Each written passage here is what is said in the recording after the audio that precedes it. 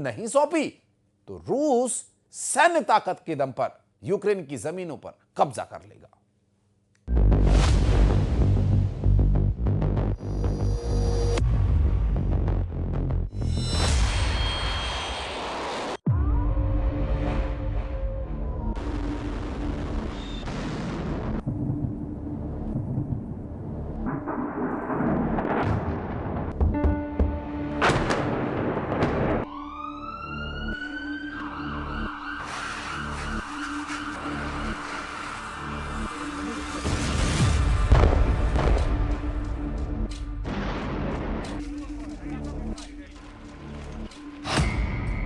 बातचीत से दो आधा यूक्रेन, वरना बारूद से छीनेंगे पूरा यूक्रेन।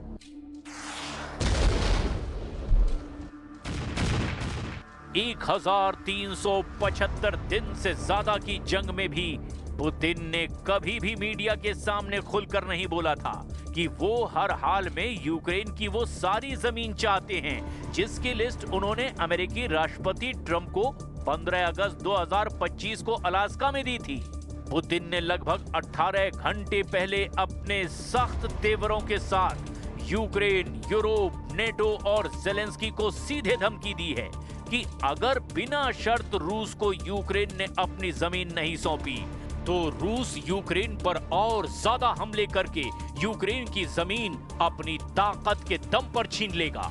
इधर जेलेंस्की की टीम ने यूरोप और नेटो के दम पर ऐलान कर दिया कि पुतिन को किसी भी कीमत पर यूक्रेन की 1 इंच भी जमीन नहीं देंगे। यूक्रेन रूस से कयामत तक जंग करने को तैयार है।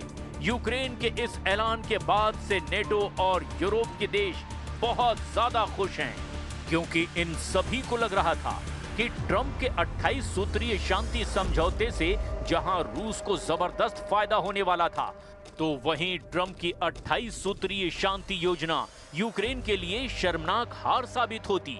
कुल मिलाकर पुतिन ने 12 घंटे पहले जिस तरह से यूक्रेन पर और बड़े हमले करने का ऐलान किया है, उससे तो बिल्कुल साफ हो गया है कि अब रूस बातचीत से नहीं, बारूद से यूक्रेन की जमीन पर कब्जा करने जा रहा है।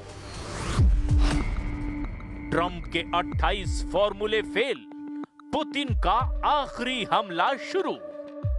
28 अक्टूबर 2025 से अब तक रूस यूक्रेन के लगभग 2.5% नए इलाकों पर कब्जा कर चुका है। रूस के कोहराम मचाते हमले, यूक्रेनी जमीन को रौंदते रूसी टैंक और यूक्रेन सैनिकों के चीथड़े उड़ाती रूसी मिसाइलें और ड्रोन ने पूर्वी यूक्रेन को कब्रिस्तान बना डाला है। यूक्रेन के कई इलाके तो ऐसे हैं जहां सिर्फ 100 से 150 के करीब बुजुर्ग बचे हैं। 60,000 आबादी वाले पूर्वी यूक्रेन के पोक्रोवस्क में सिर्फ 1,500 यूक्रेनी बचे हैं, जिनमें यूक्रेनी अधिकारी और इमरजेंसी सर्विस के लोग भी शामिल हैं। आप रूस के हमलों का इसी से अंदाजा लगा सकते हैं कि 60 दिन में रूस ने यूक्रेन पर 10,500 हमले किए हैं, जिसकी वजह से लुहांस्क, खेरसॉन, खार्किव, डोनेत्स्क, जापोरेजिया में भी भीषण तबाही हुई है। हैरानी की बात तो ये है कि अमेरिका के राष्ट्रपति ट्रंप के 28 सूत्रीय शांति योजना में भी ये लिखित में मौजूद है कि यूक्रेन को अपनी जमीन का एक बड़ा हिस्सा रूस को देना होगा। लेकिन अमेरिका के उलट यूरोप और नेटो देश ट्रंप के प्लान के बिल्कुल खिलाफ हैं, जिसकी वजह से यूक्रेन ने दो टूक कह दिया है कि वो किसी भी कीमत पर रूस को अपनी जमीन नहीं सौंपेगा, चाहे शांति हो या फिर जंग हो। लेकिन आप देखिए, जब पुतिन ने धमकी देते हुए कहा कि यूक्रेन अगर जमीन नहीं देगा तो रूस बारूदी हमलों के दम पर जमीन छीन लेगा, तो इस पर जेलेंस्की की टीम ने जो जवाब दिया, उससे साबित होता है कि यूक्रेन रूस से अभी भी लंबी जंग को तैयार है। Значит, мы до сих пор получаем заходы о прекращении боевых действий там.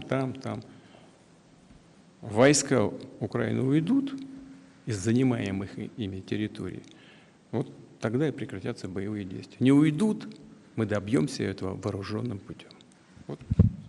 Зараз я чую, що розвідки партнерів дають їм інформацію, що російська позиція стала заходити, в тому числі через деяких суб'єктів з України. Це точно не допомагає. Є наша державна позиція, є українська гідність. Рухатись треба так, щоб її посилити, а не підважити. Розраховую, що мене почують зараз ті, кого це стосується. भीषण जंग को तैयार पुतिन, नेटो यूरोप ने भड़काया युद्ध। लगभग 4 साल से चल रही रूस यूक्रेन जंग में Germany, Britain, France, Poland, Lithuania, Finland जैसे देश पूरा जोर लगा रहे हैं कि अमेरिका रूस के खिलाफ नेटो और यूरोप की तरफ से भी जंगी मोर्चा खोल दे। और यही वजह है कि अभी तक राष्ट्रपति ट्रंप की कई कोशिशों के बावजूद रूस यूक्रेन जंग नहीं रुक पाई है। पेरिस, लंदन और वॉशिंगटन में हुई नेटो और यूरोप की मीटिंग में ज़ेलेंस्की को ये लॉलीपॉप दिया गया कि यूरोप और नेटो रूस से यूक्रेन को बचाएंगे। यही वजह है कि नेटो और यूरोप के देश यूक्रेन को अपने महंगे हथियार बेचने में लगे हुए हैं। हथियार बेचने की इस होड़ की वजह से कहीं न कहीं रूस यूक्रेन युद्ध नहीं रुक पा रहा है। जरा देखिए कैसे फ्रांस और रूस एक दूसरे के फाइटर जेट को कम दिखाने पर तुले हुए हैं। Su-35 वर्सेस मिराज 2000, जंग का असली फाइटर कौन? रूस और यूक्रेन जंग को लगभग 4 साल होने वाले हैं। इतने दिन बीत जाने के बाद ना तो रूस और ना ही पश्चिमी फाइटर जेट से लैस यूक्रेन हवा में अपनी बादशाहत कायम कर पाए हैं। दोनों ही देश लगातार वीडियो जारी करके ये दिखाने की कोशिश कर रहे हैं कि उनके फाइटर जेट ज्यादा बेहतर प्रदर्शन कर रहे हैं। रूसी सरकारी कंपनी रोस्टेक ने एक वीडियो जारी करके दावा किया कि उसके सुखोई 35S फाइटर जेट ने पश्चिमी देशों के F-16 और मिराज 2000 विमान को कम ऊंचाई की लड़ाई में पीछे जाने के लिए मजबूर कर दिया। वहीं यूक्रेनी सेना ने भी एक वीडियो जारी करके कहा कि मिराज 2000 फाइटर जेट की सफलता दर 8% रही, जो बहुत ही शानदार रही। यूक्रेनी सेना ने एक वीडियो जारी करके बताया कि मिराज 2000 विमानों ने रूसी मिसाइलों और ड्रोन को हवा में मार गिराया।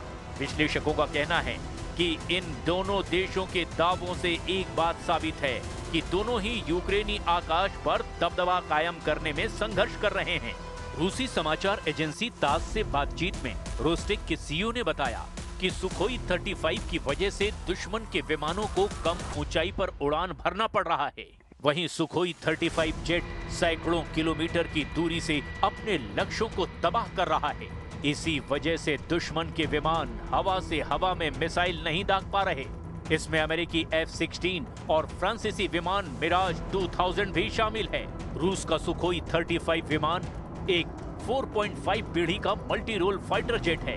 ये रूस का सबसे आधुनिक फाइटर जेट है जो हवा में बादशाहत कायम करने और सटीक हमला करने में माहिर है। इसमें एयरबेस ई रडार लगा है जो 400 किलोमीटर दूर के लक्ष्यों की पहचान कर सकता है। इसमें लंबी दूरी तक मार करने वाली R-77 या R-37M मिसाइलें लगी है। रूस अब तक करीब 8 सुखोई 35 जेट को जंग में गंवा भी चुका है। वहीं यूक्रेनी सेना लगातार फ्रांसीसी मिराज 2000 फाइटर जेट की तारीफ कर रही है। यूक्रेनी वायुसेना ने एक वीडियो जारी करके बताया कि मिराज 2000 की मैजिक 2 मिसाइल युद्ध के दौरान बहुत ही प्रभावी साबित हुई है। यूक्रेनी पायलट्स के दावों के मुताबिक मिराज 2000 फाइटर जेट की मिसाइलों और ड्रोन को मार गिराने में सफलता दर 98% है। ज़ेलेंस्की की नेपच्यून का हमला, रूस में कोहराम।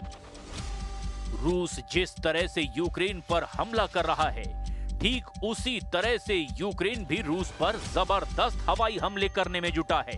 अब तक यूक्रेन की सेना रूस के 38 में से 16 तेल रिफाइनरियों पर हमला कर चुकी है, जिसकी वजह से रूस की 40% तेल क्षमता पर असर पड़ा है। इधर ज़ेलेंस्की ने रूस के खिलाफ 1000 किलोमीटर तक मार करने वाली नेपच्यून क्रूज मिसाइल को हमले के लिए उतार दिया है। खुद ज़ेलेंस्की इसका वीडियो जारी कर चुके हैं। ज़ेलेंस्की का दावा है कि फ्लेमिंगो मिसाइल की तरह अब यूक्रेन की नेपच्यून मिसाइल भी रूस पर हमला करने लगी हैं।